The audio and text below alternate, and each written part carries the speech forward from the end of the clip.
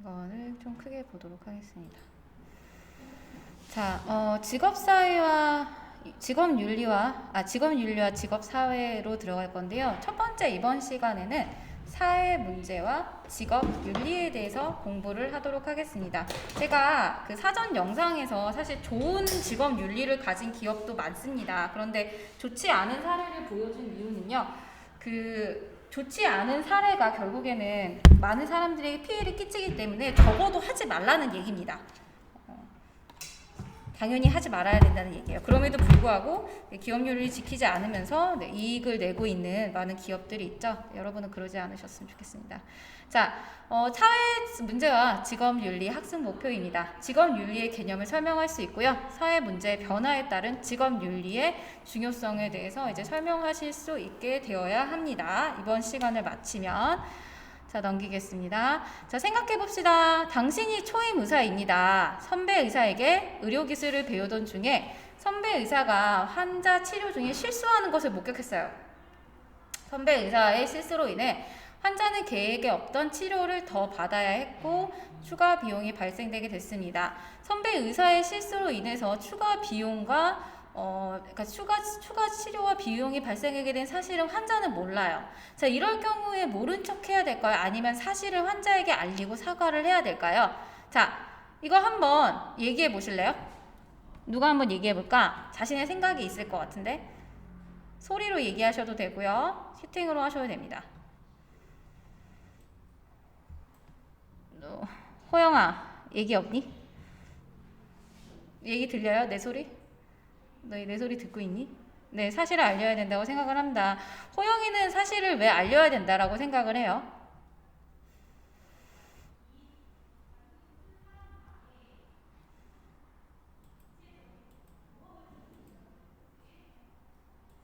왜 이유가 뭐야? 다른 학생이면 상욱이? 상욱이 없나? 호진이 다른 학생 없나요? 출석부를 보시면서 해야 될까요? 강민이 있나? 재윤이? 야, 얘기 좀 해봐. 그 문제가 발생하는 부분을 제가 알려드릴게요. 추가 비용이 발생하면은 이 추가 비용을 누가 감당하게 돼요? 그러면은 그러니까 만약에 선배의 실수로 이제 됐으면은 이 추가 비용은 사실 선배 의사가 감당을 해야 됩니다. 그런데 이게 너무 많아서 그 비용을 감당하고 싶지 않은 거겠죠. 혹은 이런 문제가 생길 경우에 병원 측에서 그 책임을 져야 되는데 병원에서는 병원은 하나의 기업체입니다. 그래서 손해보는 일을 절대 하지 않습니다. 그래서 잘못하면은 이렇게 자신한테 손해를 주는 이런 의사들이 불이익을 당할 수도 있기 때문에 병원에서는 이런 거를 이제 나타내는 것을 터부시하게 될 수밖에 없어요. 그래서 의료 소송이 발생을 하면은 그게 돈이 얼마 안 되더라도 병원에서는 절대로 이제 그 소송에서 절대로 유리한 고지를 차지하기 위해서 많이 노력을 합니다. 변호사도 선임하고. 네. 그래서 이게 중요한 윤리지만 제대로 지켜지지 않는 것 중에 하나예요. 자, 사회 변화함에 따라서 이제 직업 윤리가 중요해지는데요. 사회 환경에 따른 직업 의식의 변화를 알아보도록 하겠습니다. 자, 현재 평생 직장의 개념이 무너지고 있습니다. 그래서 능력 중심의 사회예요. 예전에는 그러니까 의사나 이런 직업들이 이렇게 잘 안 돼도 뻗어길 수 있는 건 평생 직장이기 때문이에요. 그 의사 면허만 있으면 평생 먹고 사는데 문제가 없죠. 근데 내가 만약에 좀만 잘못하면 잘린다.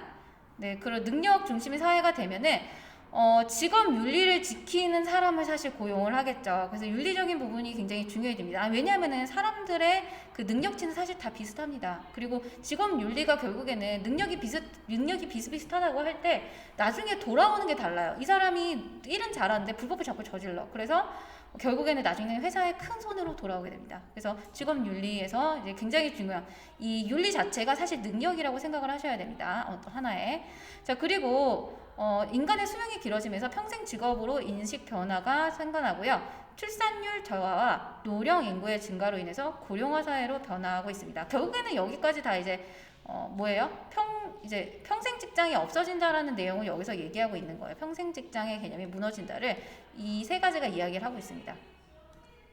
그 다음에 소득 수준이 향상이 되고 생활 수준이 높아져서 추구하는 가치의 변화가 생겨나게 됩니다. 그 90년대생이 왔다 해서 보시면은요, 90년대생 점점 이제 젊으신 분들은 먹고 사는 데는 문제가 없어요. 그래서 직장에서 굉장히 약간 내 윤리에 반하는 일을 시키는 거 굉장히 싫어합니다. 대신에 돈이 더 들더라도 약간 환경적이고 가치 있는 제품을 사려고 더 많이 노력을 한다라고 해요. 그래서 여러분들도 아마 그런 삶을 추구를 하실 거예요. 점점 더 그래집니다. 자, 직장보다는 그리고 개인과 가족을 중요시하게 되고요. 그 다음에 삶의 질을 추구하게 됩니다. 사회적으로 이제 직업 의식이 많이 변화하고 있어요. 자, 그런 사회의 변화에 따라서 직업 윤리의 중요성이 점점 또 이거 변하거나 더 중요해지고 있겠죠. 직업 윤리의 개념에 대해서 알아보도록 하겠습니다. 직업 윤리는 뭐냐면요. 직업인으로서 마땅히 지켜야 하는 도덕적 가치관을 의미합니다. 그래서 마땅히 지켜야 돼요. 뭐 우리가 벌점을 준다고 해서 지키는 게 아니라 당연히 지켜야 되는 거예요. 그다음에 사람들이 의식 속에 내재되어 있는 윤리 의식, 이건 사실 교육으로 많이 체득할 수 있죠. 그래서 학교에서 저희가 지도하는 것 자체가 사실은 학과 공부도 있지만 이런 윤리 의식을 심어주는 게 저는 굉장히 중요하다고 생각을 합니다. 자, 그래서 직업이 갖는 본래의 기능과 목적을 달성하도록 하는 직업 행위의 사회적 규범입니다. 그리고 직업인들은 직업 활동의 윤리적 기준을 준수할 경우에만 직업인으로서 긍지와 자부심을 가지게 돼요. 사기꾼이 긍지와 자부심을 갖기는 굉장히 쉽지 않겠죠. 자, 직업의 본리적 기능과 목적을 달성하기 위해 지켜야 할 행위 규범을 직업윤리라고 하는데요. 일반 직업윤리는 모든 직장인들에게 공통적으로 요구되는 거고요. 특수 직업윤리는 특수한 직업이나 직무에 요구되는 윤리입니다. 뭐 생명을 중시하고 이런 것들은 의사들 이런 거겠죠. 뭐 성실해야 된다, 정직해야 된다 이런 거는 일반 직업윤리에 속하게 됩니다. 직업윤리는 왜 필요할까요? 현대사회에서는 직업의 역할과 기능에 따라 직업윤리가 존재하게 됩니다. 그래서 직업의 역할과 기능에 따라 직업윤리가 필요하고요. 정치가에게는 국가 경영의 지혜가 필요하고 없는 것 같죠. 공무원에게는 청렴 결백이 필요합니다. 그 다음에 상인에게는 신용을 중시하게 돼요. 사실 공무원은 일을 아주 잘 할 필요가 없습니다. 그 매뉴얼이 다 있거든요. 새로운 일이 별로 없어요. 대신에 그거를 깨끗하게 양심적으로 처리하는 게 굉장히 중요하고요. 상인은 신용이 없으면 그냥 알거지가 됩니다.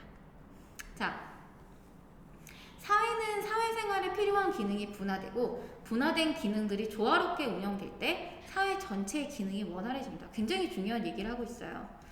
그 사회의 기능들 분화된 하나하나가 우리 자신이라고 생각을 하시면 돼요. 선생님은 교육의 한 분야에서 특성화고에서 정보를 분화돼서 하나를 가지고 있고요. 그걸 열심히 할 때 사회 전체의 기능이 원활하게 된다고 생각을 합니다. 그러지 못한 사회는 안정과 번영을 이룩하지 못하고 혼란과 무질서의 어려움을 겪게 돼요.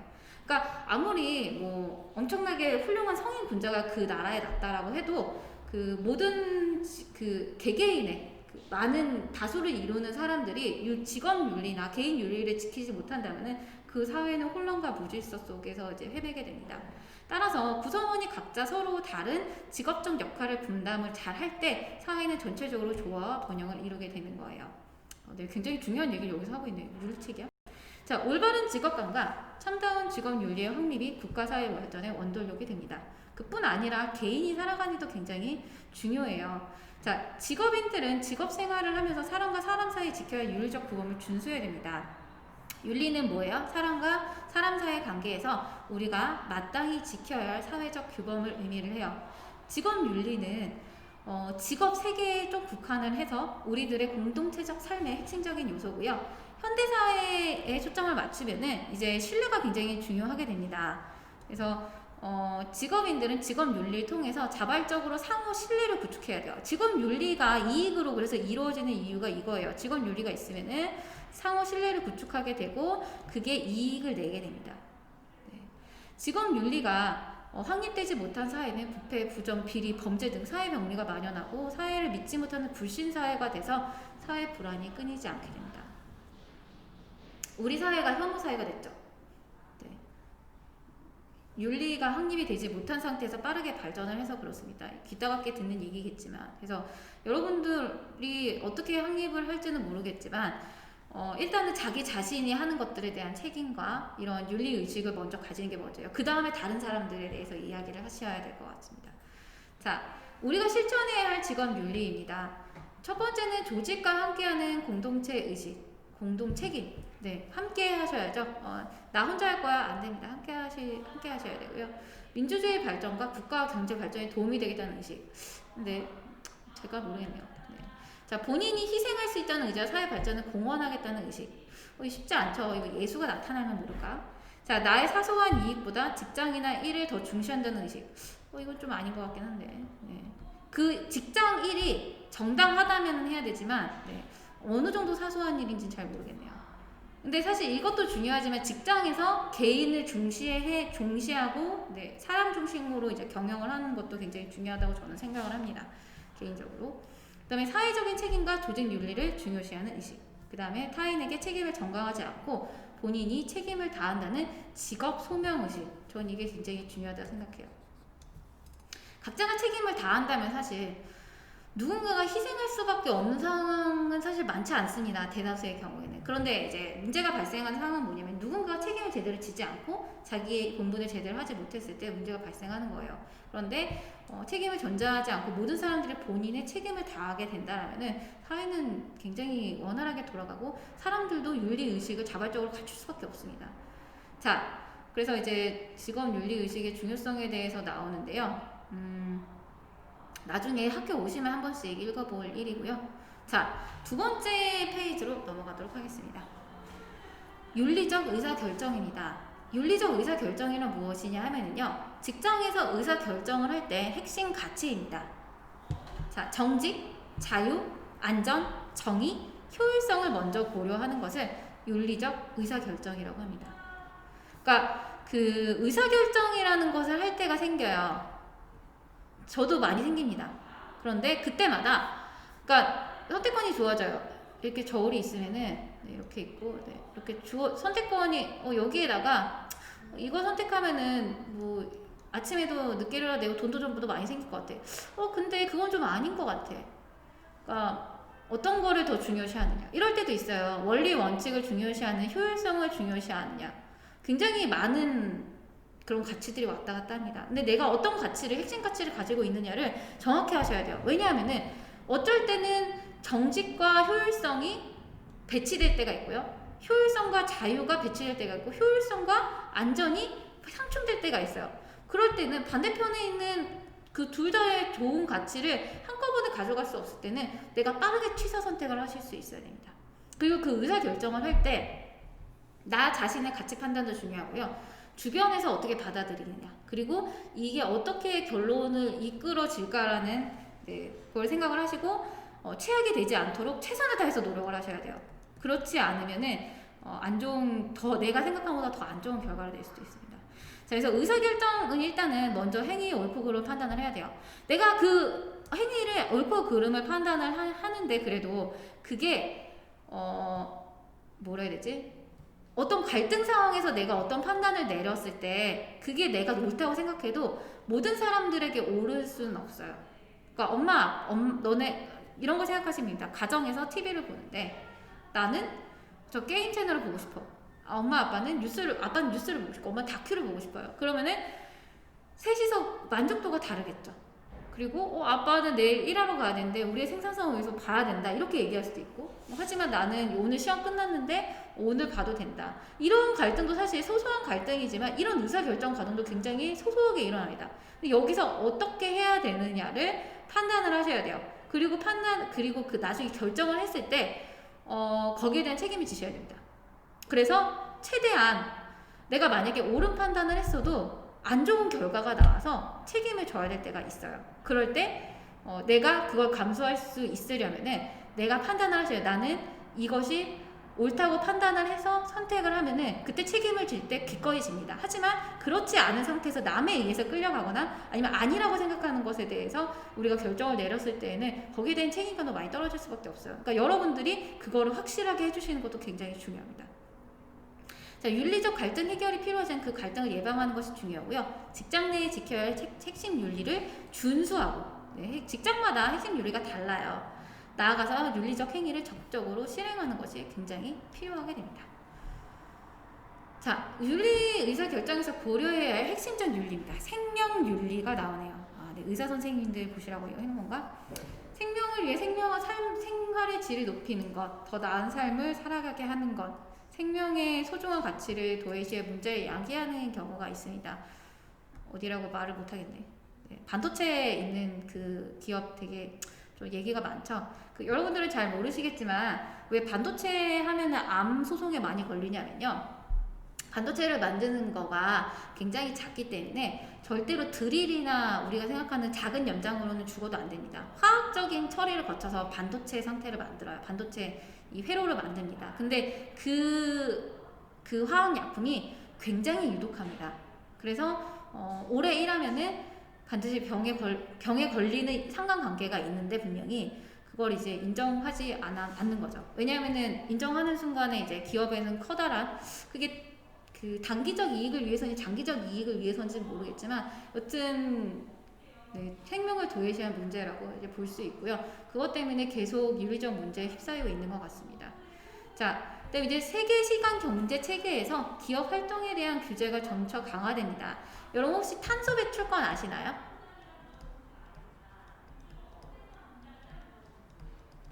이거 탄소 배출권 이거 아시는 분 계신가요? 손 들어보세요. 나 탄소 배출권을 안다. 아시는 분 누구신가요? 호영이 알아요? 탄소 배출권이 뭐예요?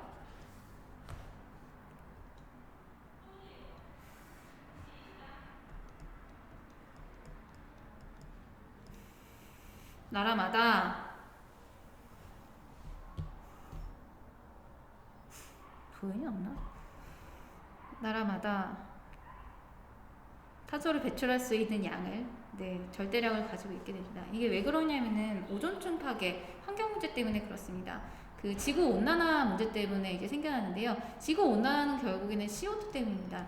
이 CO2의 이제 대기량에 따라서 이게 온도가 기온이 달라지고 이게 바다에 녹아나는 바다에 녹아나는 CO2에 의해서 얘가 C랑 O로 나눠지죠. 그래서 이제 O가 산성화가 됩니다. 그래서 산성화 문제도 있고 굉장히 많은 문제를 야기하게 돼요.